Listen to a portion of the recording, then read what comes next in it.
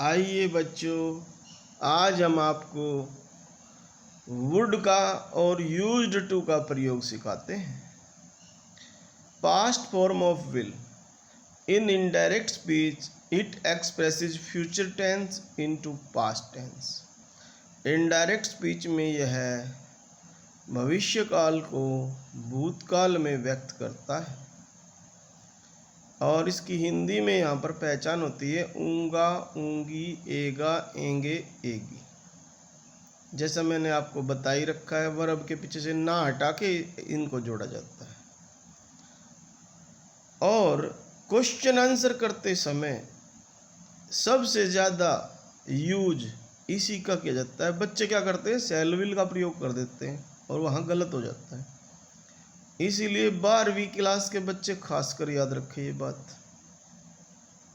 वैसे सभी के लिए जरूरी है।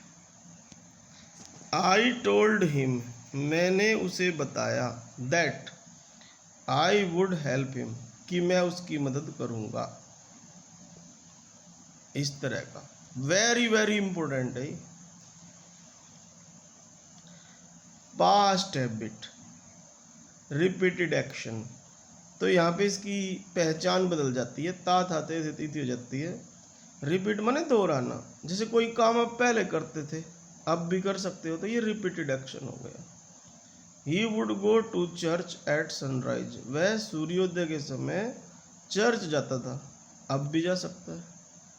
तो ये दो जो पहचान है, ये ऊपर वाली और ये तादा ते वाली, ये सबसे ज़्यादा आती है, ये ध्यान रखना।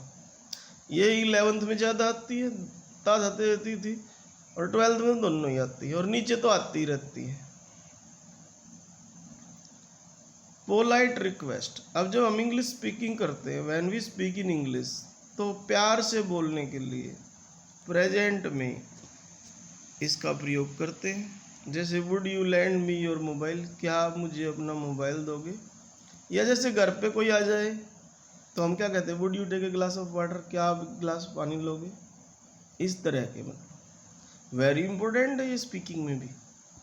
अगला है अनरियल कंडीशन या इमेजिनेशन, असंभव स्थिति या कल्पना कह सकते हैं। उसमें ये काश या यदि का रूप धारण कर लेता है, और जिन सब्जेक्ट्स के साथ वाज आता है वहाँ वर लगा देते हैं, और जहाँ वर आता है वहाँ वाज लगा देते हैं। इसकी हम चाहे तो पहचान भी बना सकते हैं, होता, होते, होती। जैसे सुना होगा, काश में एक राजा होता, काश में एक डॉक्टर होता, ऐसे इस तरह का।